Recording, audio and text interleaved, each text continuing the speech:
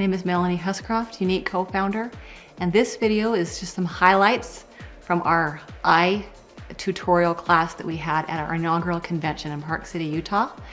And you will get to see 3 different eye looks taught to you by makeup artist Charisse Wayman, and she will demonstrate how to do an evening look and some day looks and just some fun techniques to really accentuate your beautiful eyes. I hope you enjoyed this video.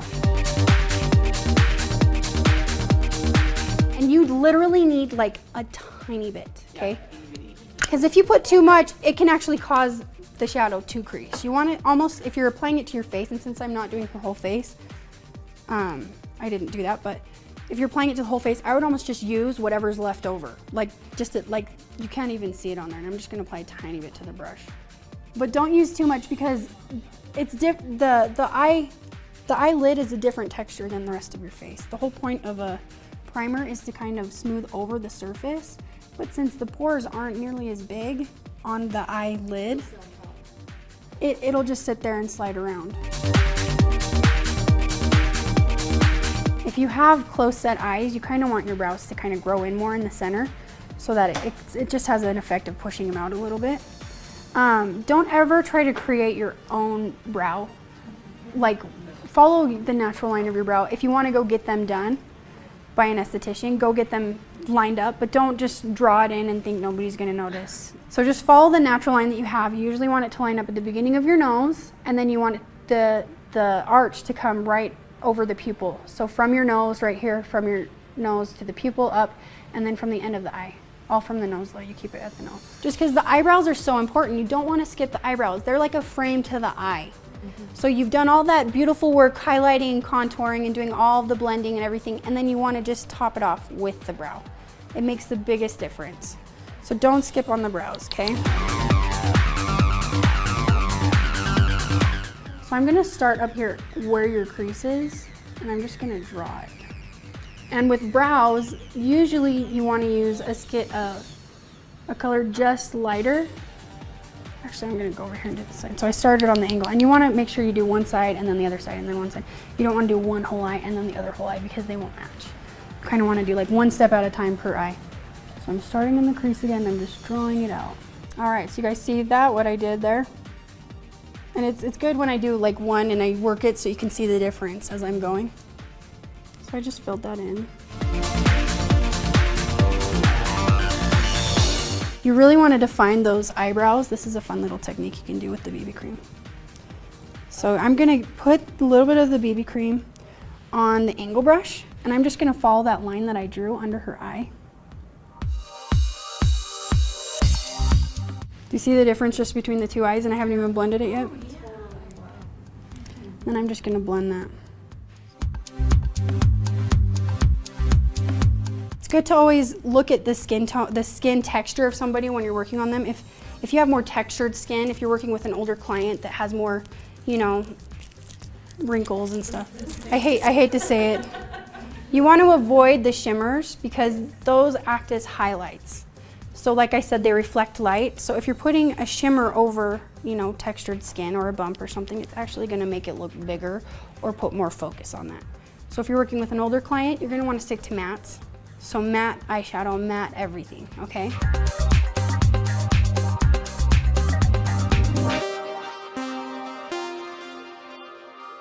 Okay, the innocent in the front.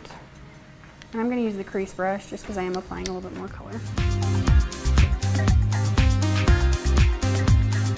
Then I'm gonna use the flirty.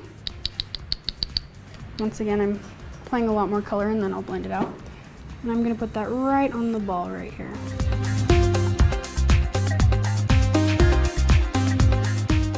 Then I'm going to use, and I forget what the name is, Regal. I always think of like royal, regal. You're a princess, right?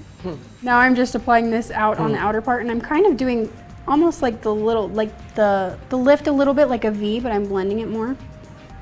And I'll really do that V in a minute, but I'm still kind of applying it just so that it kind of folds into the crease a little bit on this end.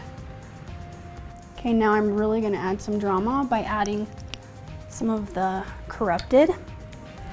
And since I already applied that purple, that Regal color, the corrupted I'm just gonna apply over the purple, and it'll just kind of make it darker.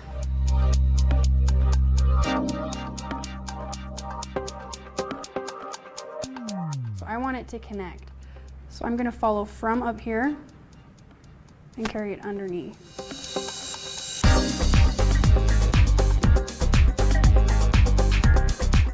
So I followed that underneath, looks really pretty. Okay, and then now I'm gonna use it wet, okay? So I'm gonna get the corrupted and I'm gonna use a little bit of rose water.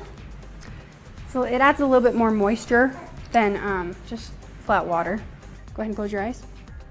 And I'm just gonna dab it in. And I'm trying to keep it as close to the lash line as possible.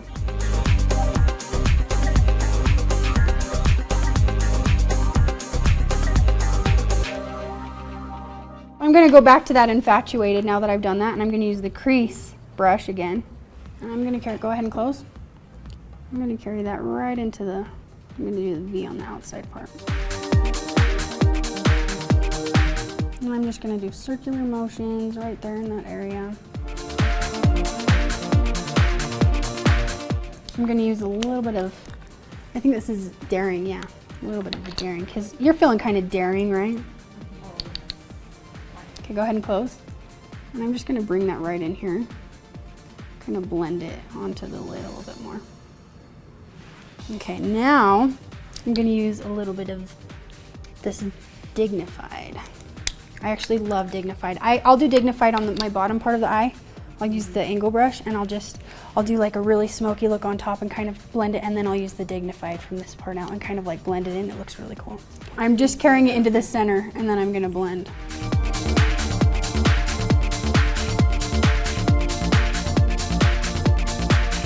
Okay, so I'm gonna use just a little bit of Curious. Just right up in, right here. Just right there, and then I'll blend it.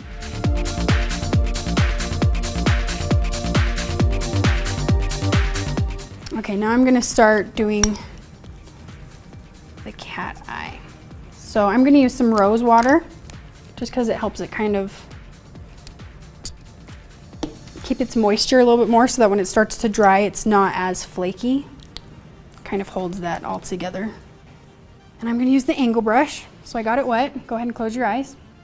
And some people will tell you you need to start at the front and always go to the end. Just do whatever.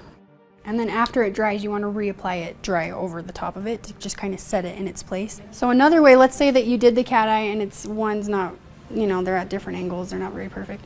You can do this cleanup under any eye look. So a smoky eye, if you want to make it less just messy on the side, just follow the concealer underneath the eye, get up as close to the line as possible, and if you want to make it more crisp, just slide up like that.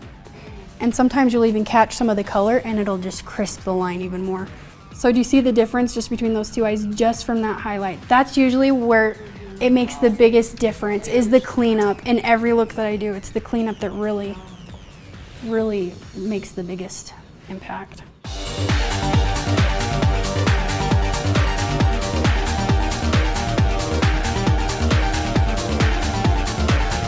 Should I do Curious or Sexy on her highlight on the front part of her eye? What do you think? Sexy? Okay, we'll do Sexy. Because she's sexy and she knows it.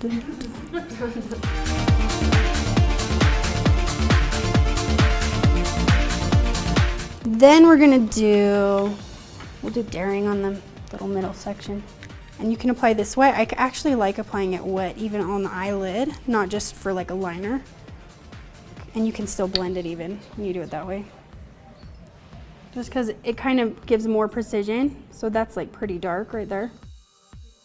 I just wiped it and I'm doing like little circles and blending it out in little circles. So I'm going like this in little circles, blending, blending, blending. Now I'm gonna hurry and do the darkest color. And so I did that on the whole part, and I'm just gonna add the black over. I'm using the corrupted, yeah. And you can, if you wanted to just do daytime, just do the top part and don't follow it on the bottom. And then if you want to do it tonight, add it on the bottom, and that'll kind of make it boom, you know, a little bit darker, more dramatic. And I'm gonna come right out here to the corner and I'm gonna do the lift that we talked about. And I'm not drawing a straight line like we talked about. I'm just gonna kind of bring it out to the corner and just kind of blend it a little bit like this. Okay, now I'm gonna follow that underneath the eye. So I'm gonna go back to the Daring. And I'm just gonna put a little bit of that on my angle brush. And you could do this with the crease brush also, but I really wanna have like a really sharp line. I don't want, the crease will be a little bit thicker, so you can still do that. Go ahead and look up, and I'm gonna connect it right here, and then I'll follow it with the corrupted also. Now I'm gonna get the corrupted wet, and I'm gonna use this as a liner with the angled brush.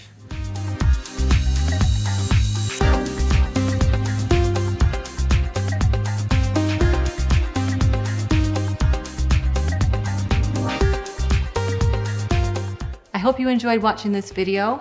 Don't be afraid to try those techniques that you've learned. The best way to get better at something is just to experiment and to try new things. Thank you for watching.